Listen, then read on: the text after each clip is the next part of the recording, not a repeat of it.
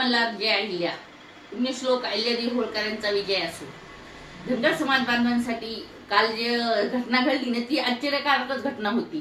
दीपक भाऊ, तुमच्या डोक्यात काय वारं शिरलंय का? का हवा भरली? हवा बॉलमध्ये भरतात तशी हवा तुमच्या डोक्यात भरली आहे का? तुम्ही तिथे जाऊन, तुम्ही मुंबईच्या आझाद मैदानावर जाऊन धनगर समाजाच्या नेत्यांवर टीका करत होतात. प्राध्यापक लक्ष्मण हाके सरांविषयी तुम्ही वाईट बोलत होतात. लक्ष्मण हाके सर हे ओबीसीचे नेता आहेत हे मान्य करा. कशामुळं? जर धनगर समाजाचं ओबीसीचं आरक्षण जर संपलं तर आपले जे लेकर फॉर्म भरतात ना आता ओबीसी शिष्यवृत्तीचे वगैरे, ते फॉर्म पण भरता येणार नाहीत. अगोदर तुम्ही धनगर समाजाचं आरक्षण घेऊन या, नंतर ओबीसीच्या नेत्यावर टीका करा. तुम्हाला कुणीही कोणत्याही नेत्यावर टीका करण्याचा अधिकार नाही. तुम्ही पडळकर साहेबांवर पण टीका करायचा अधिकार नाहीये तुम्हाला.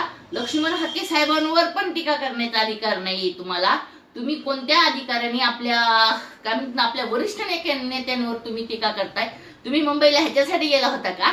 आझाद मैदानावर जाऊन दुसऱ्यांची वावा करायची आणि आपल्याच माणसांचा अपमान करायचा? हे आम्हालाच नाही तर धनगर समाजातल्या कुठल्याच लोकांना हे आवडलेलं नाहीये. तुमची हवा करायची होती, तुम्ही हवा केली आणि तिथं जाऊन तुम्ही आपल्या नेत्यांवर टीका करताय. शोभत नाहीये तुम्हाला, अशोभनीय गोष्ट आहे. ह्या गोष्टी सोबत नाही. तुम्ही ह्या गोष्टी करायला नव्हत्या पाहिजे. आणि पण सध्या तिथं जाऊन बघा, तिथं 2-3 उपोषण चालू आहेत. का बसला नाही तुम्ही उपोषणाला? फक्त समाजाचा वापर करताय का?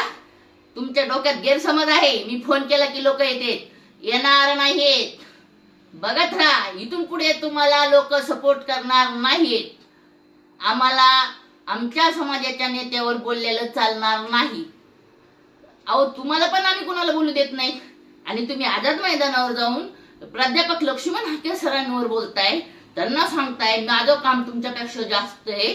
असल तुमच्यापेक्षा माझं काम जास्त आहे. मी पण काम करते धनगर समाजाचं, भरपूर काम करते मी पण धनगर समाजाचं. आता जर प्रत्येक नेता म्हणत हिंडायला लागला माझं काम तुझ्यापेक्षा चांगलंय, माझं काम तुझ्यापेक्षा चांगलंय, तर मग धनगराचं नेतृत्व कशाला करायला पुढे येतात? करू नका धनगरांचं नेतृत्व. तुम्हाला आम्ही सुपारी दिलती का आमच्या धनगराचं नेतृत्व करा म्हणून? स्वतःहून पुढे आला, स्वतःहून उपोषणाला बसला. मग का त्या आझाद मैदानावर बसला नाहीत?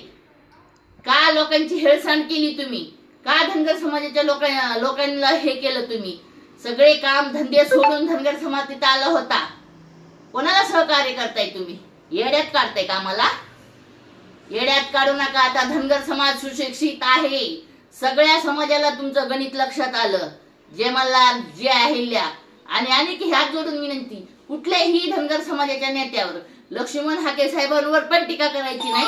गोपीचंद पडळकर साहेब